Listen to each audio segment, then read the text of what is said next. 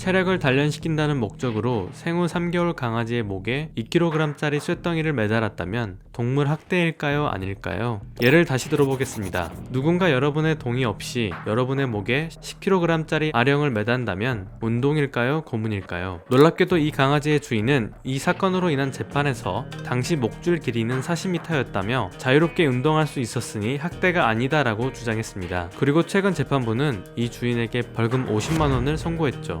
이 같은 동물 학대 사건이 자주 발생하는 이유는 동물권과 동물 학대에 대한 인식이 낮기 때문인데요. 게다가 다른 선진국들에 비해 동물 학대 처벌 수위가 낮은 것도 그 이유로 거론되죠. 한국의 동물보호법에 대한 비판적인 시각도 적진 않지만 의외로 우리 법은 수차례의 개정을 거치면서 동물보호와 학대에 대한 정의를 명확하게 규정해오고 있습니다. 그리고 최근에는 동물 학대에 대해 벌금형이 아닌 징역을 선고하는 케이스도 점차 늘고 있는데요. 오늘 시끌법적에서는 우리가 몰랐던 동물보호법과 동물학대로 실형을 선고받은 판례를 소개드리고자 합니다.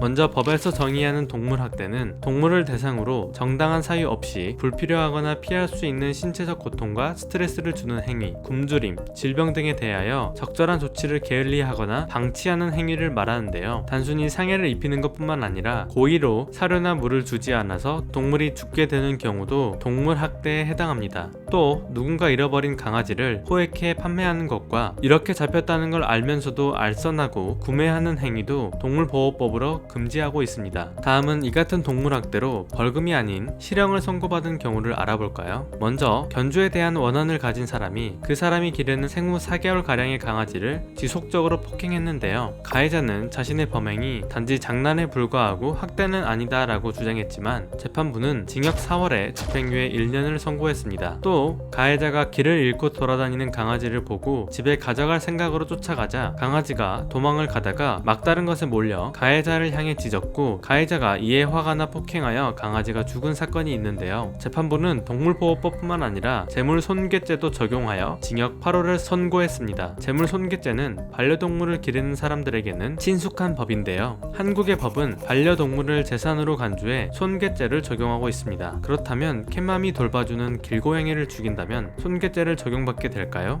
참고할 만한 판례가 있습니다. 식당에서 돌봐주던 길고양이를 살해한 사건이 있었는데 법원은 가해자에게 동물보호법 위반과 재물손괴죄를 적용해 징역 6월을 선고했습니다. 자세한 경위를 살펴보면 식당 주인은 이 고양이를 새끼 때부터 보호하며 예방접종, 중성화 수술도 해주었고 가게 앞 테라스에도 가게를 기르는 고양이에 대한 안내 간판을 세워놓았는데요. 재판부는 가게 주인이 보호하는 고양이일 가능성이 있는 걸 알면서도 가해자가 해를 입혔기 때문에 재물손괴에 대한 미필적 고의가 있다고 판단했죠.